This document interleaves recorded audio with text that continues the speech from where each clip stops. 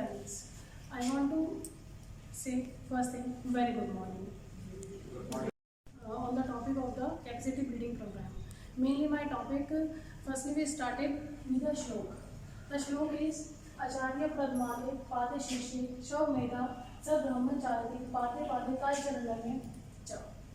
This mean that कि students जिन्हें हम सिखाते हैं, जिन्हें हम पढ़ाते हैं, उन्हें सिर्फ हम अपना 1/4 पार्ट ही पढ़ाते हैं.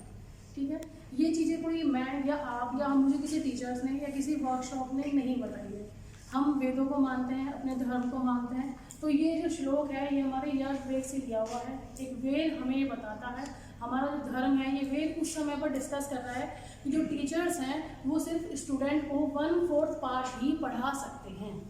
ओनली 1/4, 100% से ओनली 1/4 पार्ट वो अपने साथ में बैठने वाले जो उनके क्लासमेट हैं, उनका जो ग्रुप्स है, उनकी जो स्टडीज़ है, जहाँ वो जिस कल्चर में रहते हैं, वो 1/4 पार्ट वो वहाँ से सीखते हैं. और 1/4 स्वमेधा वो अपने आप से सीखते हैं, सेल्फ स्टडी. उनके जो एक्सपीरियंस हैं, जो सेल्फ स्टडी वो कर रहे हैं, 1/4 वो वहाँ से सीखते हैं. एंड देन लास्ट 1/4 जो पार्ट है वो अपने एक्सपीरियंस से सीखते हैं. हम कुछ भी कहीं भी पढ़ लें, कोई भी साइंस, कोई भी इंग्लिश, कोई भी हिंदी, जब तक हम उसे सोसाइटी में अप्लाई नहीं करते हम लोगों को समझ नहीं आता. तो 1/4 पार्ट हम अपनी सोसाइटी से और अपने एक्सपीरियंस से सीखते हैं. तो हमारे पास सिर्फ कितना पार्ट है? 1/4. We have only 1/4. 100 में से सिर्फ हमारे पास 1/4 पार्ट हमारे पास है, जिसे हमें अपने लिए 100% बनाना है कि स्टूडेंट हमसे जुड़े रहे. पहली बात तो हमारे पास हिस्सा ही बहुत कम है.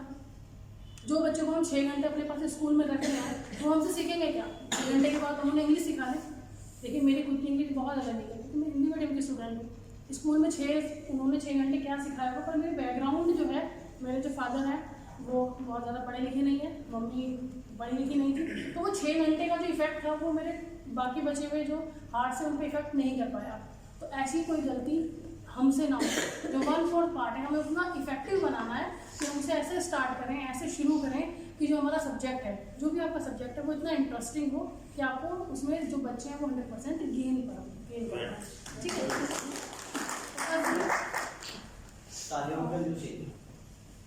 माय प्रेजेंटेशन टॉपिक है how to make science interesting. कि हम अपना जो सब्जेक्ट है साइंस उसे कैसे इंटरेस्टिंग बनाएं. ठीक है. अब साइंस अपने आप में एक इंटरेस्टिंग सब्जेक्ट है, लेकिन उसके बावजूद भी जो फीडबैक आती है स्टूडेंट्स की वो बहुत अच्छी नहीं है. मेरे स्कूल से मेरी एक लैकिंग है कि मेरे बायो का कोई भी स्टूडेंट टॉप नहीं कर रहा है. तो वी आर लैकिंग समवेयर, कहीं ना कहीं तो कोई लैकिंग है. ठीक है. तो कैसे उसे इंटरेस्टिंग बनाएं कि जहाँ कॉमर्स के या मैथ्स का स्टूडेंट टॉप कर रहा है वहाँ बायो का स्टूडेंट भी मेरा टॉप करे. तो मेरे लिए वर्कशॉप इससे ज़्यादा इंपॉर्टेंट है कि मुझे खुद से ये चीज़ सीखनी है और फिर आपको सिखानी है कि कैसे मुझे अपना सब्जेक्ट इंटरेस्टिंग बनाना है. Firstly I ask one question for everyone, what is science? कोई भी आप मुझे बता सकते हैं, what is science? Order of operating, व्यवस्थित ढंग से किसी चीज़ को एक्सप्रेस करना, सिस्टमैटिक नॉलेज. और कोई अगर कुछ बताना चाहता है, व्हाट इज?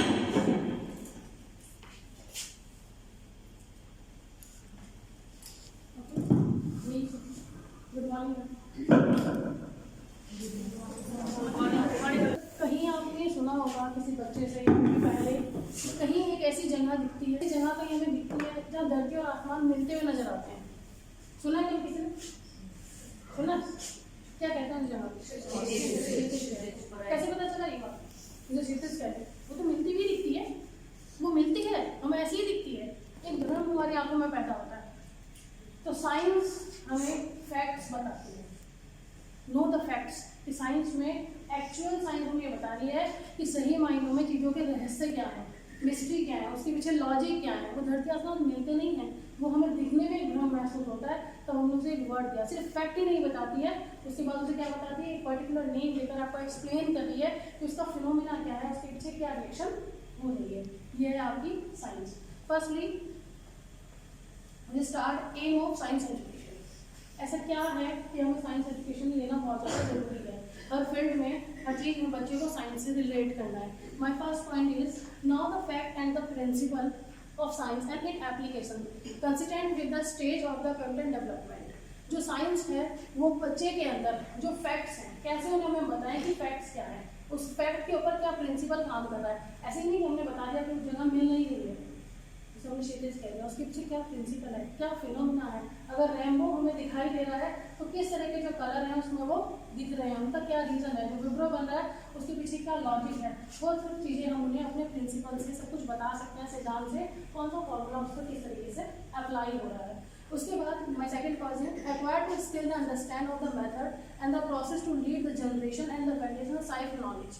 जो साइंस की जो नॉलेज है उसे हम कैसे एक्सप्रेस करें अपनी जनरेशन टू जनरेशन में, और किस तरीके से उसे अप्लाई भी हम अपनी लाइफ में कर सकें। My third point is relate to the environment. जो साइंस है अगर हमने पढ़ भी ली क्लास में, किताबों में सीख भी ली, एनसीईआरटी कितनी अच्छी नॉलेज हमें दे रही है, इतने अच्छे एग्जाम्पल्स हमें दे रही है, लेकिन वो सब पढ़ने के बाद भी अगर हमने क्लास में पढ़ लिया और उसके बाद हम उसे बच्चों को पढ़ाने के बाद अगर हम उसे अपनी लाइफ में यूज़ ही नहीं कर पा रहे हैं तो फिर हम क्या करें, है ना। जैसे सर ने अभी कुछ दिन पहले मुझसे पूछ लिया था अपने ऑफिस में कि आप जब नहाने जाते हैं तो गर्म पानी पहले लेते हैं बकेट में या ठंडा पानी लेते हैं। मैं तो हमेशा से ठंडा पानी पहले लेती हूँ क्योंकि मेरी बकेट प्लास्टिक थी, मुझे लगता था गर्म पानी डालूंगी तो जल्दी नहीं, लेकिन मेरी सास बोलती थी कि गर्म पानी नहीं डालना, ये मैट हो जाएगी। सर ने मुझे बताया कि क्या फैक्ट है उसके पीछे कि हमें क्या डालना चाहिए, पहले गर्म पानी डालना चाहिए। ठीक है, अगर हम उससे फिर ठंडा पानी डालेंगे तो अपने आप ऊपर मूव करेगा, अगर पहले ठंडा ले लेंगे तो वो ऊपर नीचे गर्म महसूस नहीं होगा जैसे।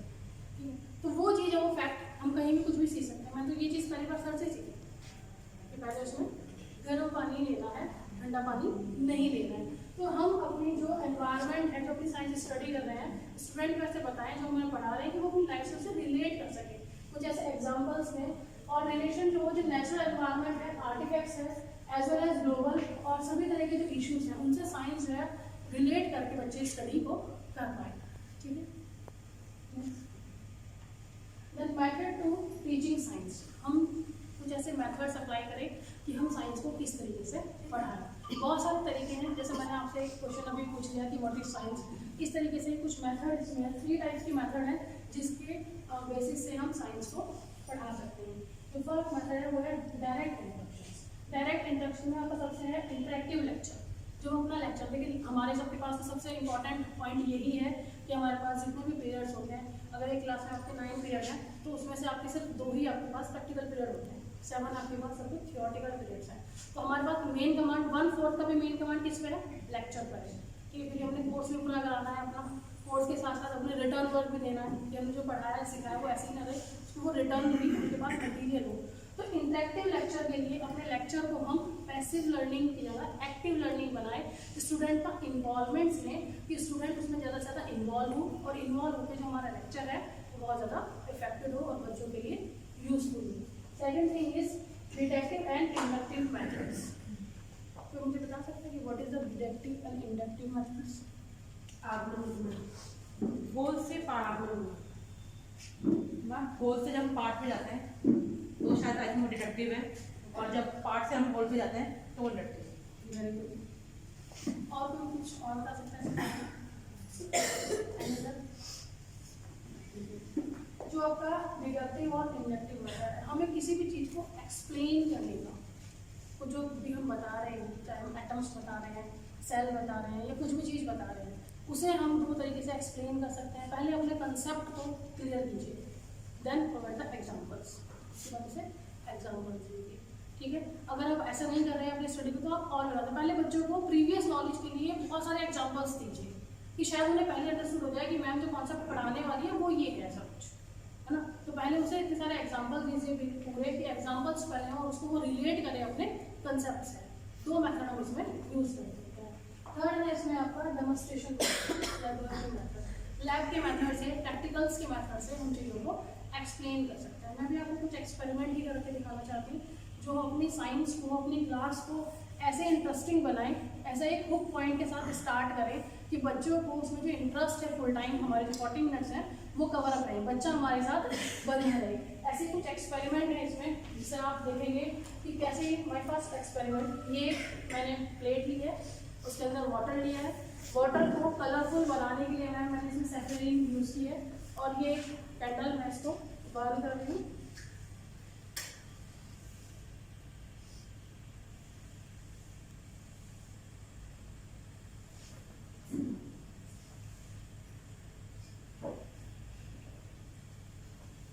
हम सब इतनी साइंस अभी नहीं पढ़ी है, सब जानते ही हैं कि किसी भी चीज़ को बर्न होने के लिए या कुछ होने के लिए किस चीज़ की ज़रूरत है, ऑक्सीजन की ज़रूरत है ना। तो अभी हमने जो एयर का प्रेशर है, एयर का प्रेशर किस तरह से एक्सट्रैक्ट हो रहा है, किस तरीके से ये वाटर को ऊपर लेगा, ये एक्सपेरिमेंट से हमें ये चेक करना है।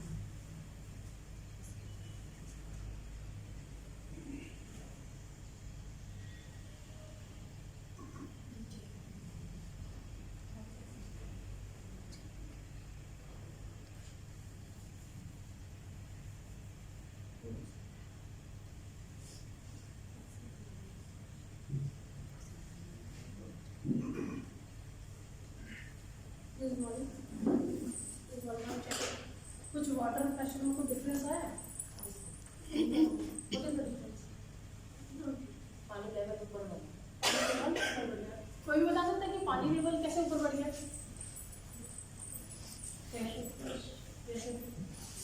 प्रेशर से जो बीकर के अंदर जितनी मैक्सिमम ऑक्सीजन थी वो सब जो है ऑक्सीजन उसने यूज़ कर लिया था। उसके बाद जो वैक्यूम है वो क्रिएट हो गया, और वैक्यूम क्रिएट होने की वजह से जो एयर का प्रेशर था वो ऊपर की तरफ एक्सपेंड हुआ। जैसे जो वाटर का वॉल्यूम, अब उसमें कुछ तो जाएगा ना, जो ब्लैंक है वो हवा नहीं है तो पानी तो उसमें ऊपर जाएगा। तो पानी एयर स्पेस को कवर अप करने के लिए जो पानी है वो ऊपर की तरफ मूव हो जाता है। ठीक है,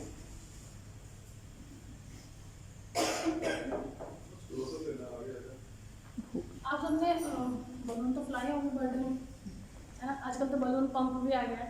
बलून पंप से हम बलून पंप ऐसे तो काम करता है, उसको फुलाते रहते हैं, उड़ जाते हैं, है ना।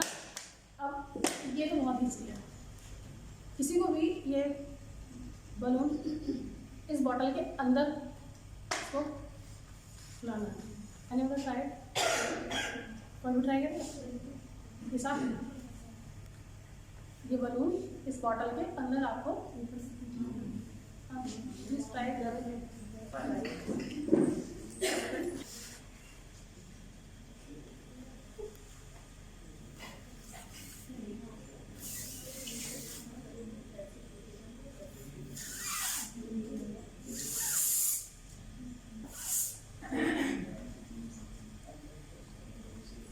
ये बेका कोड है, एक कोड है नहीं। अब इसी कंडीशन में फुलाना है। कोई और ट्राई करेगा? दूसरा बलून उस पर अटैच कर लेंगे। अगर कोई ट्राई करना चाहता है तो मौली अब आप इसको सक कीजिए। आपको एयर को ब्लो नहीं करना है, सक करना है। ओह, बलून नहीं हो सकता है।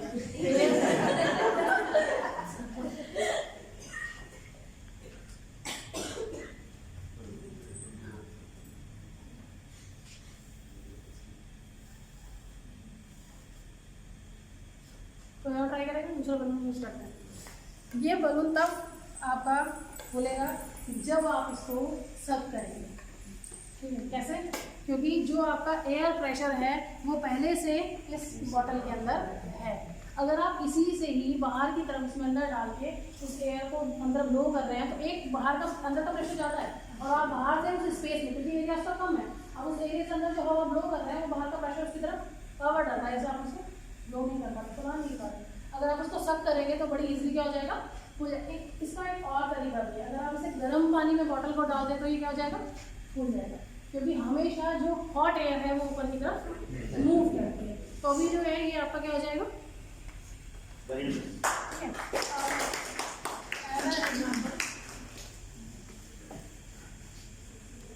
लैपिंग थोड़ा जोर से करनी है, सबकी ठंड भी जाएगी उससे।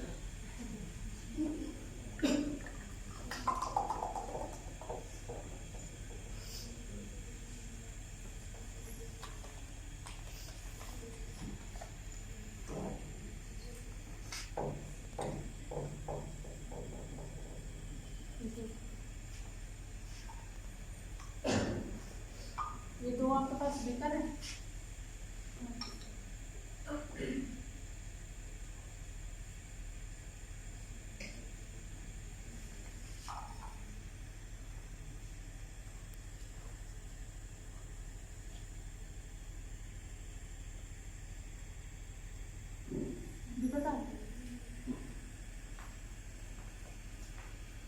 मैजिक। अगर आपको इतना अच्छा लग रहा है, जब क्लास में आप स्टूडेंट को कराएंगे तो पूरी क्लास में छल के पड़ गई।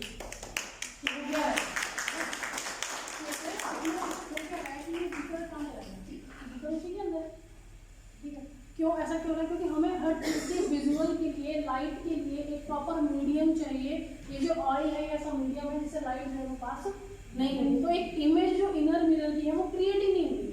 तो इसीलिए आपको कैसे दिखाई दे रहा है कि इस सिस्टम में कोई दिक्कत नहीं है। ऐसे कुछ छोटे छोटे से एक्सपेरिमेंट्स हैं हमारे साइंस के, ठीक है, जिन्हें हम अपनी क्लास में, लैब में भी लेके जाने की जरूरत नहीं है, ठीक है। अब उन्हें क्लास में जो है अगर आप उन्हें परफॉर्म करते हैं तो बच्चे बस एक एक्सपेरिमेंट आपने अल्टरनेट बेस पर बच्चों को कराना है अपने टॉपिक से रिलेटेड जो भी हो, ठीक है। उसके बाद क्या है कि आपकी जो क्लास है, मैंने ये एक्सपेरिमेंट 7th B में करा दिया। अब वो क्लास बहुत ज़्यादा परेशान करती है, बहुत परेशान करती है। उसमें जो बच्चे भी हैं 47 49 अप्रॉक्स आ ही रहते हैं, पीछे तक बहुत बड़ी क्लास में बहुत बड़ी है। और वो बच्चे पूरे 45 मिनट, पूरे 40, पहले मैंने अपने ऊपर अप्लाई करा कि काम भी कर रहा है कि नहीं कर रहा है, ठीक है। वो पूरे 45 मिनट ऐसे चुप बैठे रहे कि शायद मैंने उसके बाद कुछ और कराया, पर मैं कुछ और नहीं, एक ही करा, तो 45 मिनट बिल्कुल चुप बैठे रहे। जैसे बोलते हैं कि पीछे पीछे बच्चे आएंगे, ऐसे जैसे मैं अभी नेक्स्ट लेक्चर में जब गई नेक्स्ट डे, मैं कोई एक्सपेरिमेंट लेके नहीं गई। मेरे पास जो सबसे शैतान बच्चा है क्लास का, तो बहुत नोटी है अनिकेत, वो मेरे पास आता है, मैडम आज भी कुछ कराओगे? मैंने नहीं, आज नहीं कुछ करा, कल कराऊंगी। अभी नेक्स्ट डे वो आया नहीं है, तो मुझे कोई एक्सपेरिमेंट लेके जाना पड़ेगा, ठीक है। तो ये कुछ ऐसे एक्सपेरिमेंट्स हैं जिन्हें हम अपनी साइंस की क्लास में, उन्हें छोटी मोटी क्लास में अटेंड करके बच्चे हमसे बने रहेंगे, और जो 1/4 हमें उन्हें देना है वो उसे बहुत अच्छे से गेन भी कर पाएंगे, और वो अपने टॉपिक को बड़ी ईजीली उन्हें समझा पाएंगे। अब जैसे हमने इंटरेक्टिव लेक्चर, अब इसके अलावा हम जब स्टूडेंट्स को हमेशा एक्टिविटी करा पाए या कुछ टॉपिक नहीं भी रिलेट कर रहे हैं उस तरह के एक्सपेरिमेंट से, ठीक है, बायो है, बहुत सारे पार्ट है कि हमने डेमोन्स्ट्रेशन दे दिया, डायसेक्शन करा दिया, पर नहीं कुछ चीज़ें रिलेट करनी है, तो हम अपने टॉपिक को कंसेप्ट मैप और माइंड मैप के थ्रू या फ्लो मैप के थ्रू भी, फ्लो चार्ट के थ्रू भी हम बता सकते हैं। अच्छा, what is the difference concept between the mind map? Concept map आपका ऐसा होता है जो अप से डाउन की तरफ चीज़ों को लेकर जाता है। जैसे हमारा जो टॉपिक है ये है reproduction in plant. Reproduction plants में कैसे होता है, इसके बहुत सारे टाइप्स हैं, asexual, vegetative propagation and sexual reproduction, ठीक है। ये इसकी ब्रांचेस इसमें पहले डिवाइड हुई, फिर उसके बाद ये फिर डाउन में जाएगा, इसके सब पार्ट्स को अंदर की तरफ एक्सप्लेन करता रहेगा। तो कंसेप्ट मैप आप लेके जाएं, बोर्ड पर बनाएं, हमारे एनसीईआरटी भी हमें बहुत सारे मैप देती है, उसके अकॉर्डिंग भी हम अपने जो लेक्चर है उसको इफेक्टिव बना सकते हैं। Then mind map, mind map से थोड़ा डिफरेंट है। वैसे तो इमेजेस वाले जो आपके चार्ट्स होते हैं उन्हें भी माइंड मैप में ही इंक्लूड करते हैं, पर मेनली जो माइंड मैप है वो आपका सेंटर से बाय ब्रांच सब जगह बट जाता है, ठीक है। जैसे हम मैम से सब जगह ब्रांचेस में बटे हुए हैं, तो हम भी मैम की एक माइंड मैप ही है। मैम कुछ चीज़ें अपने माइंड में सोचती हैं और फिर हमें बताती हैं, और फिर हम सब अपने क्लासेस में अप्लाई करते हैं। इसी तरीके से जो माइंड मैप है वो भी एक centre point, reproduction in plant, और उसके बाद ये सारी ब्रांचेस में ऐसे बट के हम इसको एक्सप्लेन कर सकते हैं। तो हम बोर्ड पर, आपके पास हमारी बायो लैब में भी, केमिस्ट्री लैब में भी बहुत सारी चीज़ें होंगी, बायो लैब में बहुत सारे मॉडल्स हैं, हम उनका इस्तेमाल भी इसमें कर सकते हैं।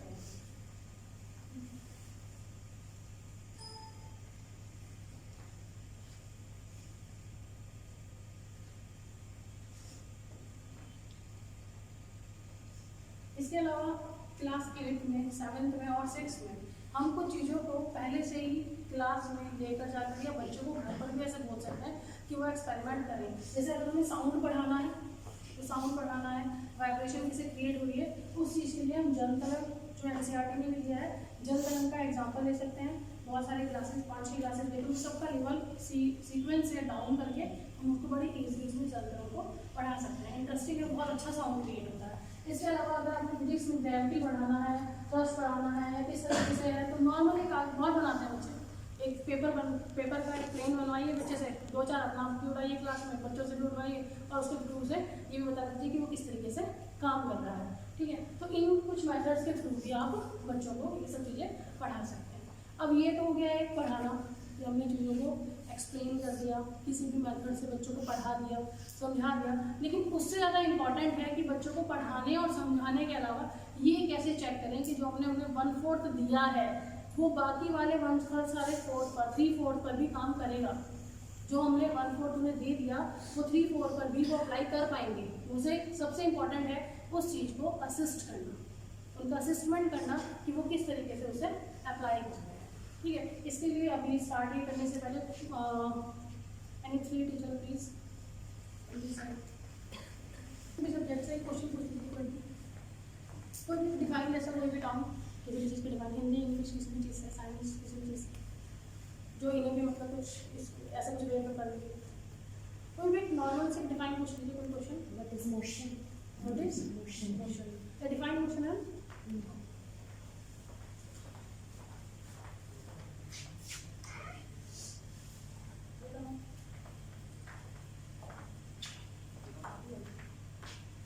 सभी ने ना क्वेश्चन पूछा आपके लिए, सिर्फ सिंपल सा क्वेश्चन, डिफाइन क्वेश्चन। मुझे बता दीजिए जो भी आपने दिया था। मोशन की चीज़ का चलो Take the mic.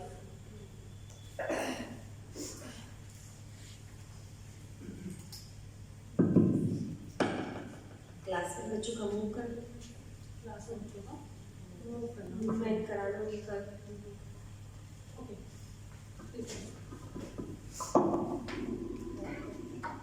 Puja ma'am सबने आपसे क्वेश्चन पूछा है, Take the mic.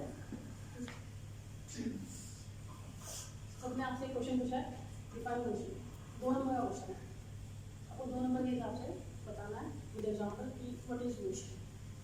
Define motion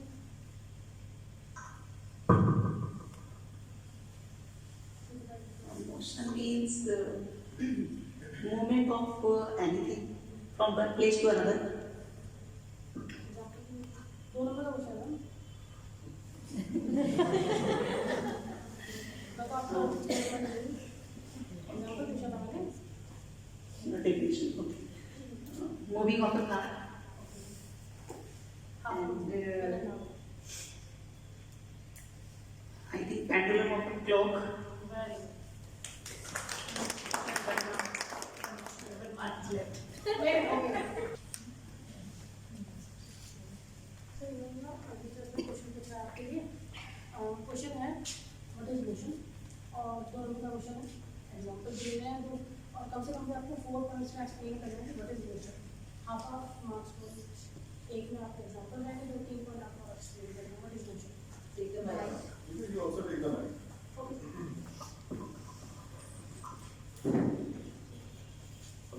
इससे पहले मुझे उसका जो थ्योरी है उसको मुझे पढ़ना पड़ेगा। आप मतलब मोशन से लेकर आप लोगों को बता दीजिए। पर ये ध्यान रखना 4 पॉइंट में कुछ एक्सप्लेन कर दिया तो आपको 2 मार्क्स गेन करना है और आपके एग्जाम्पल से लेना है।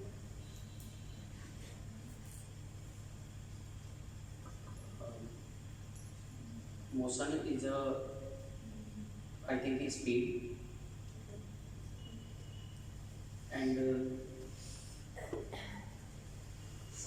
अभी मैं इसे एकदम से एक्सप्लेन नहीं कर पाऊँ। कोई ऐसा टॉपिक हो जिसे आप एक डिफाइन मतलब एक्सप्लेन कर सकते हैं?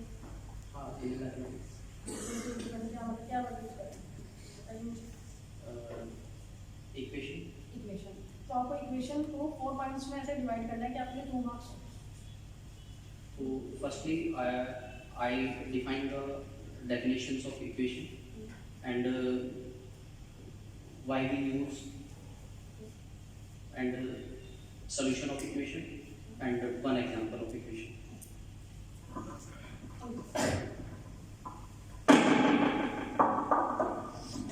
ठीक है, मैम ने उसको 2-3 वर्ड में बता दिया क्योंकि उन्हें पता नहीं था कि क्वेश्चन कितने नंबर का है। ठीक है, उसके बाद हमने पूजा मैम से डिस्कस किया, उन्होंने बताया कि कोई भी 2 एग्जाम्पल लेने हैं तो उन्होंने एक में डिफाइन बताई और 2 एग्जाम्पल दिए। उसके बाद थर्ड साल आए तो हमने 4 पॉइंट्स बताने के लिए कहा। ठीक है, उन्होंने इक्वेशन के 4 पॉइंट्स बताए, उन्हें 2 मार्क्स उसके लिए थे। तो हमने क्या क्वेश्चन बनाया, हमने किस तरीके से क्वेश्चन को सेट किया और हमारे माइंड मेरे माइंड में तो सेट था कि सर बताएंगे तो मोशन के कम से कम 4 पॉइंट बनाएंगे, तो एग्जाम्पल बताएंगे, तब मैं जाके सबको 2 नंबर दूंगी। कि मेरा माइंड सेट है, सर को थोड़ी पता है कि मुझसे क्वेश्चन पूछ लेगी, मैं तो मैथ का टीचर हूँ। ठीक, अब ये क्या है, ये बच्चों की बात है। मैंने क्वेश्चन पेपर अपने घर में बैठ के बनाया, अपने अकॉर्डिंग उसके आंसर सेट करे, अपने अकॉर्डिंग उसकी आंसर की बनाए, उसमें सारे अपने कीवर्ड्स लिख लिए। ऐसे सीबीएसई भी करती है, हिंट वर्ड कीवर्ड्स उसमें दे दिए, लेकिन बच्चा उस क्वेश्चन को पढ़ कर क्या समझ रहा है, उसके पास सिर्फ एक ही लाइन गई है जो आपने लिख के दिया, उसके अलावा उसे कुछ नहीं पता आपने क्या सोच रखा है क्वेश्चन का आंसर। वो सिर्फ वो देखेगा, वो फ्रेमिंग देखेगा या वो क्वेश्चन को पढ़ेगा कि उसका आंसर उसे क्या लिखना है।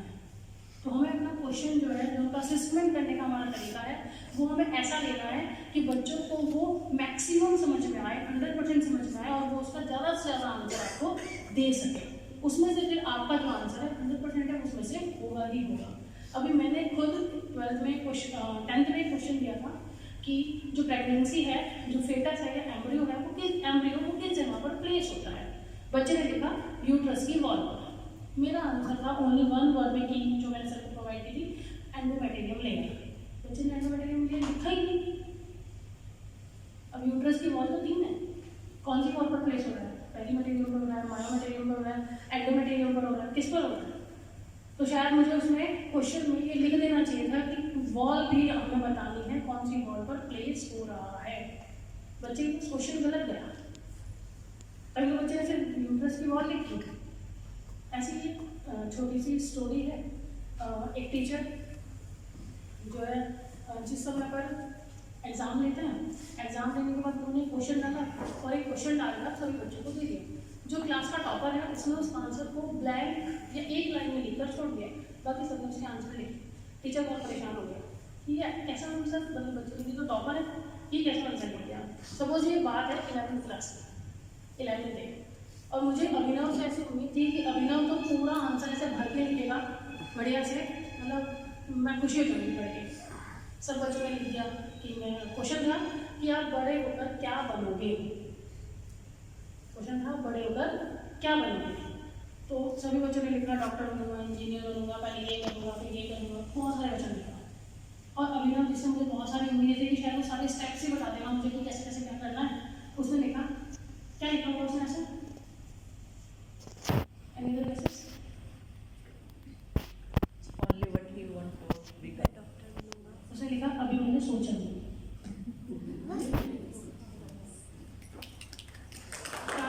अभी मैंने सोचा था, तो क्या आपने कुछ गलत लिखा? नहीं लिखा, सही लिखा। मेरा क्वेश्चन ही गलत था। क्वेश्चन क्या था? क्वेश्चन ही गलत था। क्या बनना चाहते हो तो हो सकता है, क्या बनोगे ये कोई फिक्स थोड़ी है क्या बनोगे। अगर मैं चाहूँ कि कल को मैं PM बन जाऊँ इंडिया की, ऐसे बन जाऊँ?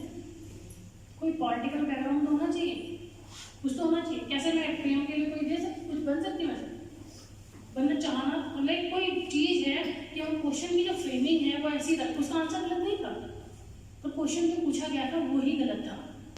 तो हमें अपने बहुत बार हमें आंसर जो मिलते हैं वो बिल्कुल उल्टे ही मिलते हैं बच्चों से, क्योंकि हमें जो अपना असेसमेंट का तरीका है उसमें थोड़ा सा इम्प्रूवमेंट करने की ज़रूरत है। बहुत सारे बहुत अच्छे भी बनाते हैं, और क्वेश्चन पेपर के लिए तो हमारे पास एक बहुत बढ़िया की है, वो है ब्लूम टैक्सोनॉमी, जैसे हम पहले भी सर के वर्कशॉप में बहुत ज़्यादा डिस्कस कर चुके हैं। अब इसके अलावा ब्लूम टैक्सोनॉमी, अब ये assessment with the help of the Bloom taxonomy, हम असेसमेंट जो है ब्लूम टैक्सोनॉमी के हिसाब से बहुत अच्छे से कर सकते हैं। हमें कुछ सोचने की ज़रूरत नहीं है, हमें कहीं से कुछ सर्च करने की ज़रूरत नहीं है। इसमें आपको remember, understanding, apply, analyse, evolution and create, इनमें ऐसे कुछ वर्ब्स हैं, क्योंकि ब्लूम टैक्सोनॉमी ने क्या दिया है, हमें क्वेश्चंस के लिए वर्ब्स दी हैं। हम उन वर्ब का यूज़ करके अच्छे से क्वेश्चन को फ्रेम कर सकते हैं, उसे अच्छे से मेक करके स्टूडेंट को दे सकते हैं, ताकि वो हमें ज़्यादा से ज़्यादा आंसर जो है उसका दे। इस तरीके से मैं आपको इसके जो हैंडआउट्स हैं वो भी प्रोवाइड करा सकती हूँ। आपके पास सर की भेजी हुई स्लाइड्स भी हैं, उसके थ्रू भी आप इसको बहुत अच्छे से कर सकते हैं। हमें अपने जो रिमेंबर वाले जो क्वेश्चंस हैं उसमें वो लेना चाहिए, ताकि हम बच्चों की जो डिफाइंस हैं, एक रिमेंबर में जो डिफाइंस हैं उनको हम ईजिली चेक कर पाएँ कि वो जो डिफाइंस हैं उन्होंने अच्छे से लर्न की हैं या नहीं की हैं। नेक्स्ट में अंडरस्टैंडिंग में जो डिफाइन उन्होंने लिया उसको किस तरीके से वो एक्सप्लेन कर सकते हैं, हम उसमें इसके एक्सप्लेनिंग मेथड को यूज़ कर सकते हैं। थर्ड है अप्लाई, जो क्रिएट उन्होंने नॉलेज जो क्रिएट की है वो उसे किस तरह की सिचुएशन पर अप्लाई करेंगे, किस तरह की सिचुएशन होगी। अगर आपने हमें कोई इक्वेशन या कोई क्वेश्चन या किस तरह की थ्योरी या केस स्टडी बनाकर दे दी, तो किस तरह के क्वेश्चन उसमें अप्लाई कर रहे हैं, अपनी नॉलेज को कहाँ अप्लाई कर रहे हैं, उन कुछ वर्ड का यूज़ करके हम अपने क्वेश्चन को बना सकते हैं। इसके बाद एनालाइज है, हमें उनकी जो नॉलेज है उसको एनालाइज करना है कि जो उन्होंने सीखा है, जो टर्म में सीखा है, उसमें कुछ ऐसे क्वेश्चंस डालें कि वो अपना माइंड लगाकर उसे सोच कर उन चीज़ों को सॉल्व कर सकें। उसके बाद है कि हम उनकी जो नॉलेज है उसे तोल लें कि हम सिचुएशन कैसे भी दें, क्वेश्चन को कैसे भी बनाएं, टाउन से भी ना हो, बिल्कुल आउट ऑफ हो, उसके बावजूद भी वो उसको आंसर कर पाए। और लास्ट है आपका क्रिएट। सभी टॉपिक्स जरूरी नहीं है कि उस पॉइंट तक जाए। मैंने खुद भी 3-4 उसके एक क्वेश्चन पेपर मैंने सर को दिया था बनाकर उसी से रिलेटेड जो मैंने वर्कशॉप में बनाया था। उसके अलावा मैं 5-6 टॉपिक्स के अपने क्वेश्चन पेपर बना चुकी हूँ, लेकिन वो क्रिएशन के पॉइंट तक जा ही नहीं रहे हैं। तो सभी टॉपिक्स ऐसे जाएंगे ऐसा बिल्कुल ज़रूरी नहीं है, सभी सब्जेक्ट्स में ऐसे जाएंगे ये भी बिल्कुल ज़रूरी नहीं है, क्योंकि जो हमारे रिसोर्स पर्सन थे उन्होंने बताया था कि सभी टॉपिक्स उस पॉइंट तक जाएंगे नहीं। मैंने चेक करने के लिए जो टॉपिक के बना के देख ली, सच में बहुत सारे ऐसे टॉपिक्स हैं, जैसे रिप्रोडक्शन एक टॉपिक, उसका क्रिएशन के लिए कोई क्वेश्चन नहीं आ रहा। हो सकता है अभी मैं उनसे के साथ डिस्कस करूँगी तो शायद और कोई सोल्यूशन मिल जाए। अभी जो एक क्वेश्चन पूछा था what is motion and we got 3 answers for that. Can you define in these categories those answers? Let us see how you utilize Bloom's taxonomy. वो जो आंसर था उसमें कहाँ पर रिमेम्बर का पार्ट आ रहा है, कहाँ पर आपका अंडरस्टैंडिंग का पार्ट आ रहा है, कहाँ पर एप्लीकेशन है. Can anybody analyze? Any one of you? Like Pooja gave one answer. Rajesh gave one answer. Yes. जैसे भी क्रिएट वर्ड आया ना हाँ. तो उसमें हम क्रिएशन कर सकते हैं क्योंकि depend on I think motion जैसे भी Creation means क्रिएट करना Originality. एक ऐसा प्लेटफॉर्म तैयार करना जिससे हम लोग प्रेजेंटेशन कर सके क्रिएट कर सके कुछ ऐसा व्यूज ताकि जो बच्चों के अंदर दिमाग तक पहुंच सके. जैसे भी टीचर्स आए तो हम लोग बता सकते हैं कि आप देखो अलग अलग स्पीड से आए, एक ऐसे चल के आ रहा है, एक ऐसे दौड़ के आ रहा है, तो different types of I think creation I think बना सकते हैं टीचर्स. उससे क्या होगा, एक माहौल क्रिएट होता है अपने क्लास के अंदर कि जिससे बच्चों के अंदर दिमाग तक हम पहुंच सके और हमें उसकी सोल को ही टच करना है ताकि उसकी आत्मा को टच कर सके, तो जिससे उसकी आत्मा तक जाएगा और उसको अच्छे से याद रखेगा. So I think creation is a very important part of the Bloom It taxonomy. is. What I meant was, we got 3 answers. One question and we got 3 answers. 3 different answers were given by the 3 of the teachers.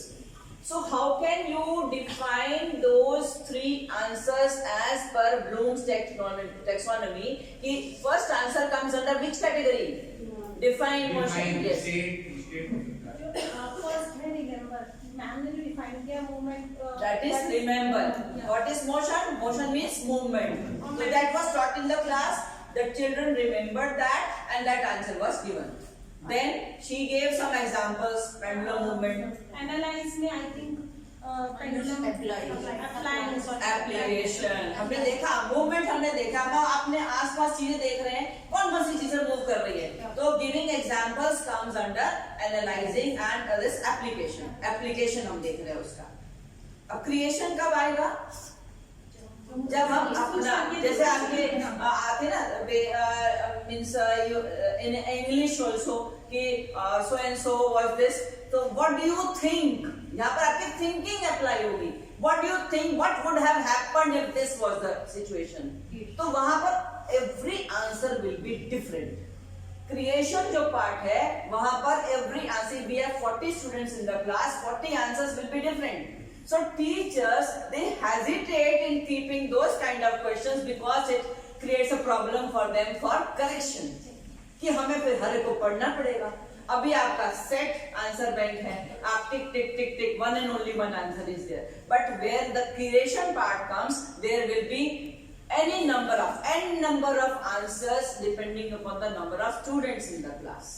That is creation part.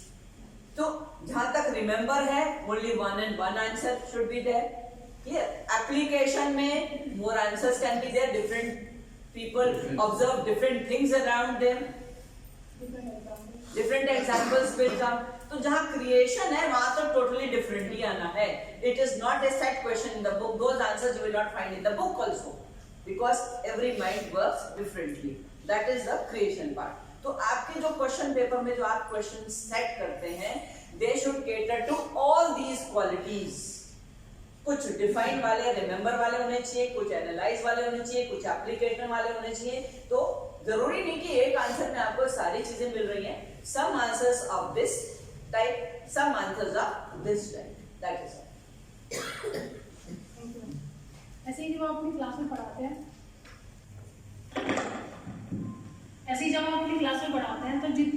Student आपके पास है, if you are 47 student, क्योंकि मेरी class में 47 student है, तो 47 minds मेरे साथ उस समय पर इंटरेक्ट हो रहे होते हैं। तो मुझे अपने टॉपिक को बढ़ाने के लिए 47 मेथड्स ही किसी एक टॉपिक के होने चाहिए। अब ऐसा पॉसिबल नहीं है किसी चीज़ के लिए कि इतने ही मेथड आपके पास हो या ना हो, लेकिन इसके लिए इम्पॉर्टेंट है कि जो 47 माइंड उस चीज़ को उस समय पर सोच रहे हैं और उसके बाद जो भी वो क्यूरियोसिटी देकर मुझसे कुछ क्वेश्चन पूछेंगे, तो मुझे उनके 47 तरीके से आंसर देना आना चाहिए कि मैं उनको सेटिस्फाइड कर पाऊँ कि उनकी माइंड से कौन सी चीज़ कैसे निकल रही है। तो हमें अपने टॉपिक में, अपने कंसेप्ट में, अपने सब्जेक्ट्स में इस तरह की वन वर्ड कमांड लेनी होगी कि हम अपने जितने भी स्टूडेंट हैं उन सबके माइंड को पहले एक्टिव करें, उन्हें इंटरेक्ट रखें, उन्हें एक्टिव कंडीशंस में रखें और उसके बाद उनसे जो सवाल निकल रहे हैं, उनसे जो क्यूरियोसिटी क्रिएट हो रही है, उसे उतनी ही तरीके से हम सॉल्व भी कर पाएँ।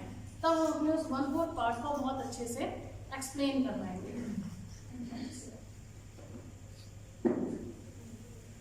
आपको फिर भी इस पूरे सेशन से कुछ भी पूछना हो या कोई भी ऐसी आपकी कोई क्वेरीज हो या कुछ भी हो तो प्लीज़ आस्क मी।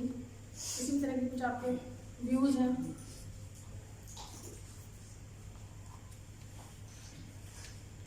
ना, कुछ तो मतलब ऐसा हो, कुछ कमी नहीं होगी। चलाई नहीं,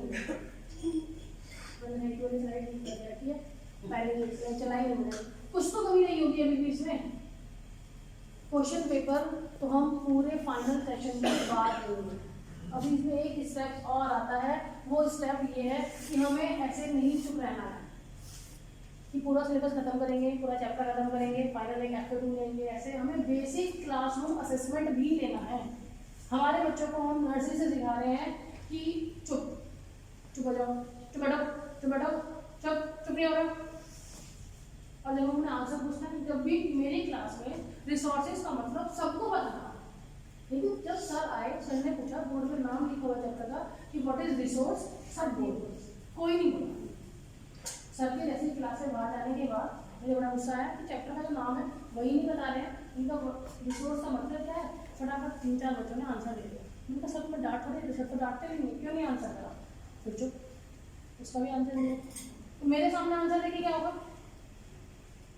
मुझे भी जज करने के लिए यहाँ पर मैनेजमेंट है, मुझे भी जज करने के लिए यहाँ सोसाइटी में पढ़ा रही हूँ, बच्चे सोसाइटी में जा रहे हैं, तो मेरे सामने आंसर देके होगा क्या। मेरे सामने तो कॉपी आती है ना, मैं उसमें भी चेक कर सकती हूँ। फायदा क्या है, हम उन्हें चुप बैठना सिखा रहे हैं और वो चुप ऐसे बैठे हैं कि पढ़ाई के टाइम पर भी चुप बैठे हैं। हमें उनके अंदर कुछ बेसिक अपना जो असेसमेंट है वो क्लास में लेके आना पड़ेगा कि उन्हें एक्टिव रखने के साथ साथ हर पॉइंट पर उन्हें असिस्ट करें, उन्हें चेक करें कि वो पढ़ भी रहे हैं या नहीं, जो उन्हें 1/4 उन्हें दिया है वो उसको स्टडी भी कर रहे हैं, उनके दिमाग में जा भी रहा है या नहीं।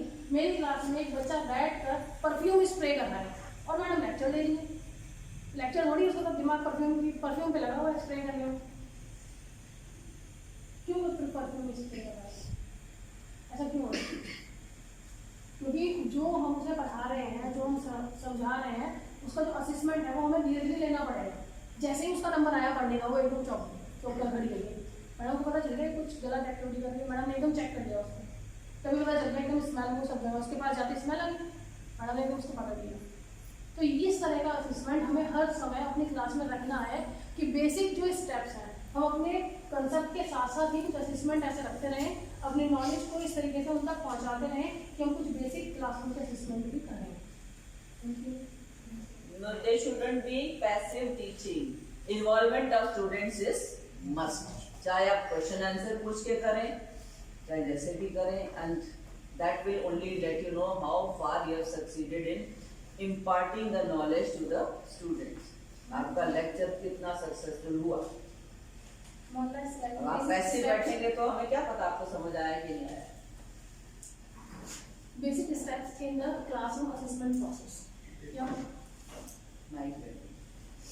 Sir learning goal to be assessed. पहले ये गोल सेट कर लीजिए कि जो हम टॉपिक पढ़ा रहे हैं उसमें से हमें असिस्ट क्या करना है। अब ये कुछ अगर पॉइंट है, अगर मैं अपनी क्लास में रिप्रोडक्शन पढ़ा रही हूँ तो मुझे क्लियर होना चाहिए कि असेक्सुअल, सेक्सुअल और वेजिटेटिव प्रोपगेशन, ये 3 में डिफरेंस क्या है, कितनी बॉडी किस टाइम पर कैपेबल होगी, कौन से पार्ट किस समय पर नीडेबल है, वो सभी चीज़ें बच्चों को अच्छे से पता हो। उसके बाद में और सेक्शन में क्या पार्ट्स हैं, क्या मोड्स हैं, क्या रिक्वायरमेंट्स हैं, वो बात की बात है। जो बेसिक उसका है, एक गोल सेट कर लीजिए हमें उन बच्चों को क्या बताना है। उसके बाद है इसमें असेसमेंट टेक्निक्स, किन टेक्निक्स का मुझे यूज़ करना है। क्लास में मैं हर बार कोई वर्कशीट थोड़ी बना के दूँगी, कोई हैंडआउट थोड़ी बना के दूँगी कि बच्चों से इतना टाइम नहीं है, तो मुझे वो चीज़ें कैसे उनको उस टेक्निक्स को यूज़ करना है कि कैसे मुझे वो ऑरल आपको पूछना है, आपको रिटर्न पूछना है, बोर्ड पे बुला के पूछना है, बीच में कुछ और क्वेश्चन से रिलेट करके पूछना है। हमें सिर्फ उनकी अंडरस्टैंडिंग नॉलेज नहीं चेक करनी है या रिमेम्बरिंग नहीं चेक करनी है, एप्लीकेशंस भी चेक करनी है। उन्हें कोई और तरह का एक स्टोरी बना के दे, क्लास में एक माहौल ऐसा क्रिएट करें दूसरे बच्चे को खड़ा करके, तब उससे कुछ पूछें ताकि वो उसका आंसर वहाँ जो आप पढ़ा रहे हैं उससे रिलेट करके दे। इसके बाद है अप्लाई द टेक्निक्स, जो आपने टेक्निक्स यूज़ की है, सेट की है, उसे अपनी क्लास में अप्लाई भी करें। अप्लाई करने के बाद जो भी आपका रिजल्ट आ रहा है उसे सभी स्टूडेंट के साथ शेयर करें ताकि आपकी क्लास एकदम एक्टिव रहे। जब आप किसी एक के रिजल्ट को, एक को मारने के बाद सारे थोड़ी देर के लिए चुप हो जाते हैं, एक के रिजल्ट को शेयर कीजिए। जो आपने इस कोविशील्ड ली है, किसी भी तरह के रिजल्ट को, अभी हमारे F2 हुए हैं तो उस सबसे नंबर जिसके कम आए हैं उसकी शीट को अपनी क्लास में डिस्कस कीजिए, नेम को बिना डिस्क्लोज किए। उसके अलावा जो टॉपर स्टूडेंट है उसकी शीट को भी आप डिस्कस कीजिए। बच्चों में ये तो रहेगा कि किसकी शीट होगी, किसकी शीट है, लेकिन उसके साथ साथ उनका जो आपकी टेक्निक्स है, जो आपका असिस्मेंट देने का तरीका है, वो आप बहुत कुछ चीज़ें असिस्ट कर पाएंगे कि बच्चों से क्या सीख लेंगे। उसके बाद है इसमें कि रिस्पॉन्स देखिए कि आपके डाटा का रिस्पॉन्स क्या आया है, बच्चों को उससे कुछ फ़ायदा भी हुआ है। अगर हुआ है तो आपकी टेक्निक अच्छी है, नहीं हुआ है तो आपको टेक्निक चेंज करने की फिर से अपने क्लासरूम में ज़रूरत है।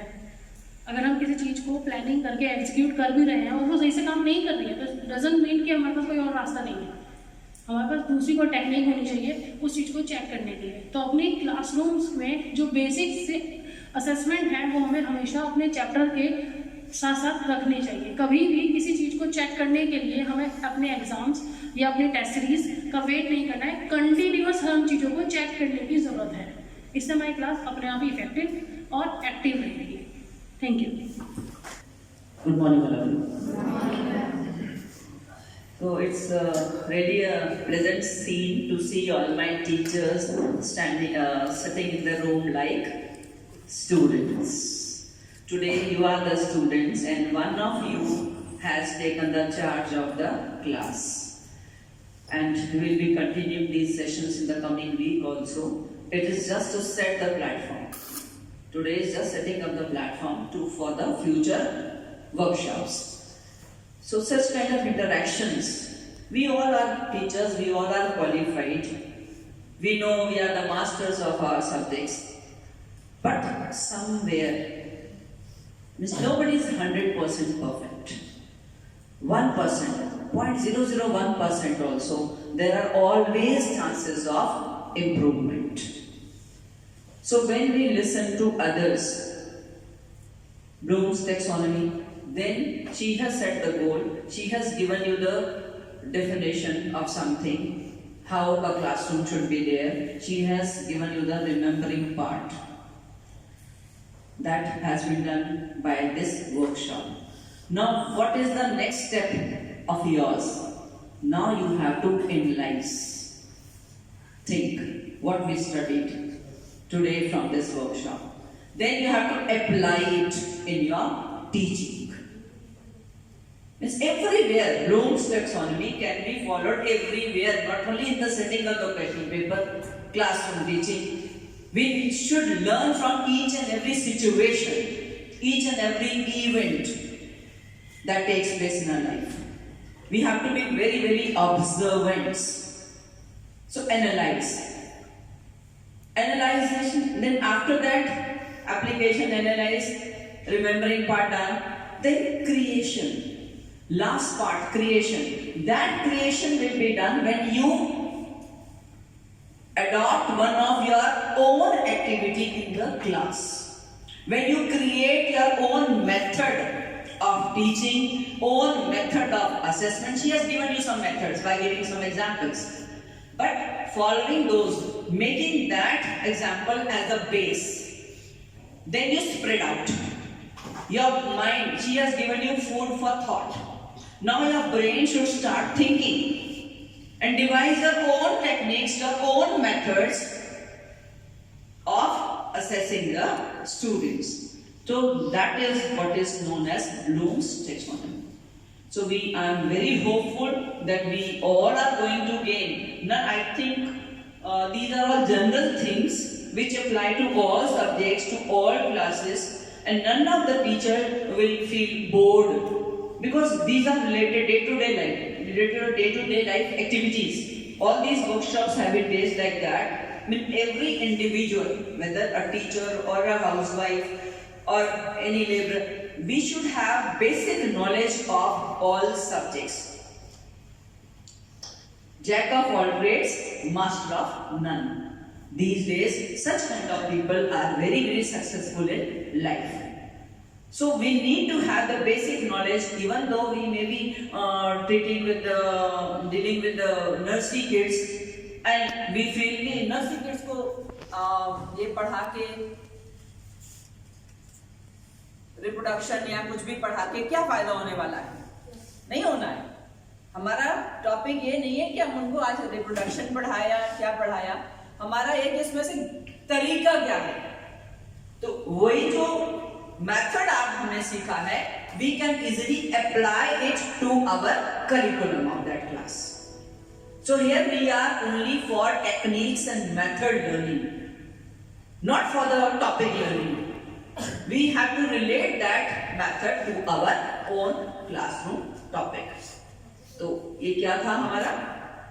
अभी दो तरह के मैप्स बताए थे मैम ने, mind map and concept map. तो कॉन्सेप्ट मैप पे हमने चलना है. कॉन्सेप्ट हमें क्लियर हो गया कि कोई भी टॉपिक है उसके क्या टेक्निक्स हैं, कैसे उसको क्लियर करना है.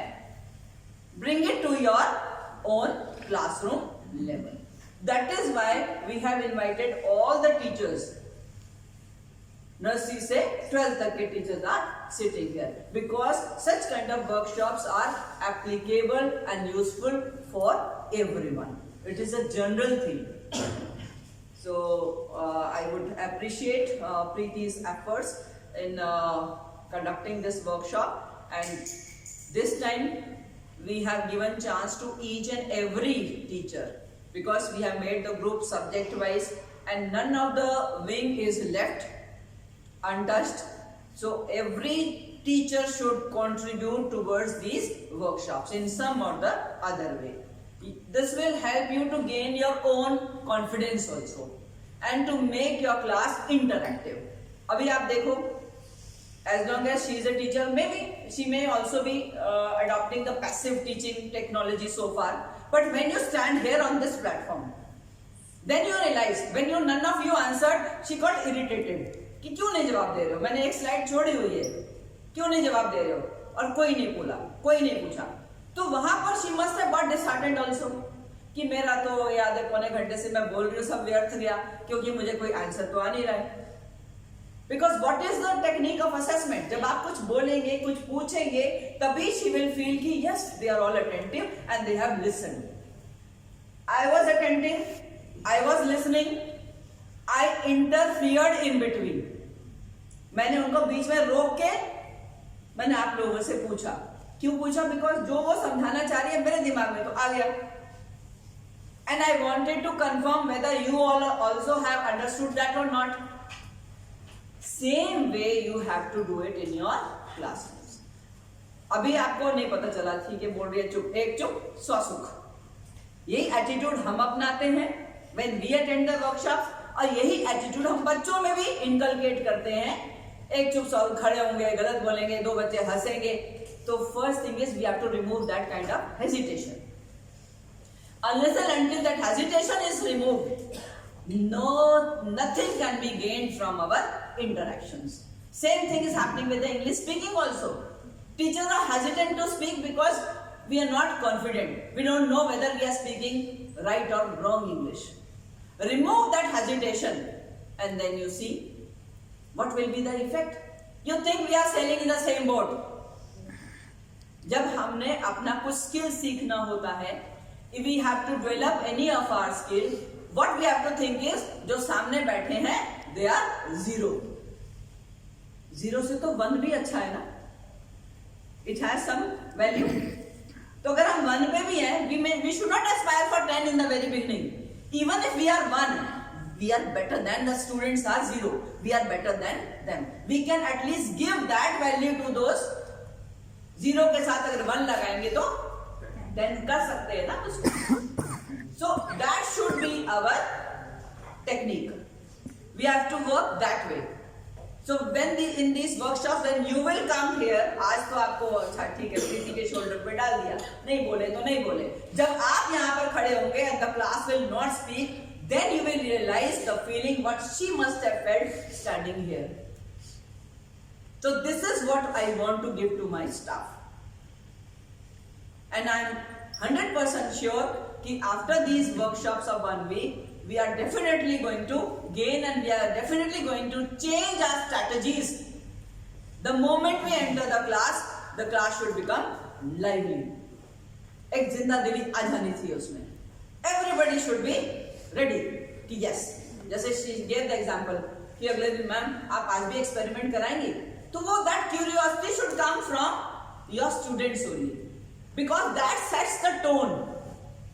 जब बच्चे आपसे कोई डिमांड रखते हैं ना, तो आपको फिर उस पर खरा उतरना होता है. तो आप लगते हैं कि हाँ बच्चे मांग रहे हैं तो ये डिमांड है इनकी and I should give it to them. तो इस तरह के हमें क्लास बनानी है, interactive class, not passive listeners.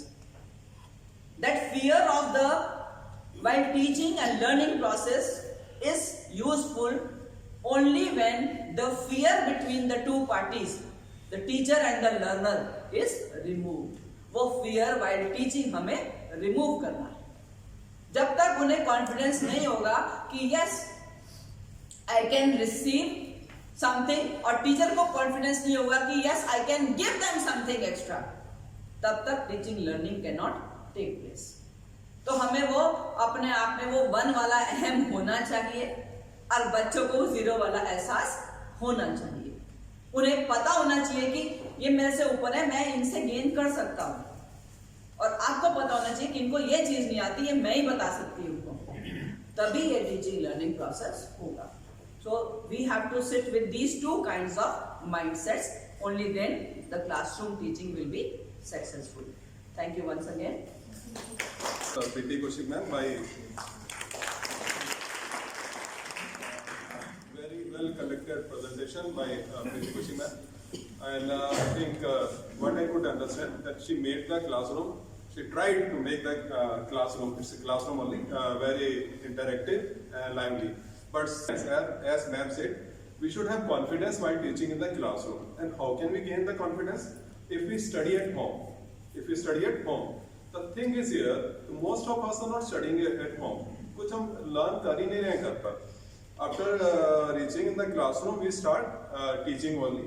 Therefore, sometimes we have to face the problem of discipline. No.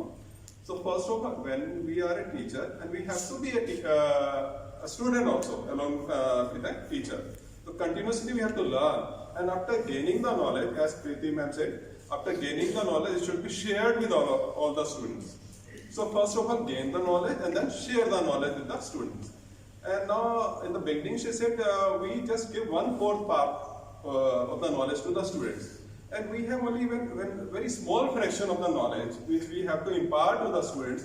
So that small fraction, 1/4, should leave good impression here on the students.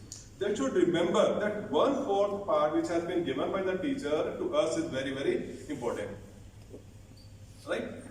Now, when she was talking about the question paper, so question paper, as you know, Bloom taxonomy, how important it is. How important it is. So some of you have made the question paper, and I have seen some improvement in question papers. I want more improvement should be there. Sit together, discuss the question, and write the answers.